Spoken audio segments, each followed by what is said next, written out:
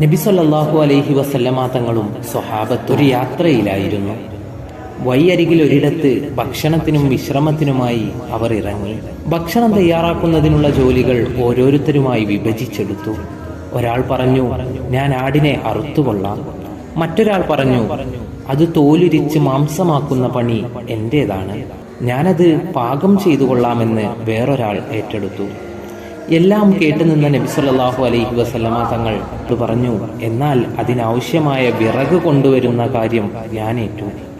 അത് ഞങ്ങൾ തന്നെ ചെയ്തു കൊള്ളാം നബിയെ, അങ്ങ് വിശ്രമിച്ചോളൂ എന്ന് സ്വഹാബത്ത് ഒന്നടങ്കം പറഞ്ഞു. നബി സല്ലല്ലാഹു അലൈഹി വസല്ലമ തങ്ങൾ പ്രതികരിച്ചു, നിങ്ങൾക്കത് ചെയ്യാൻ കഴിയുമെന്ന് എനിക്കറിയാം, പക്ഷേ നിങ്ങളെക്കാൾ ഉയർന്നവനായി എന്നെ കരുതാൻ ഞാൻ ഇഷ്ടപ്പെടുന്നില്ല. എന്തുകൊണ്ടെന്നാൽ തൻ്റെ കൂട്ടുകാരേക്കാൾ സ്വയം ഉയർന്നവനായി കരുതുന്നവനെ അള്ളാഹു ഇഷ്ടപ്പെടുന്നില്ല.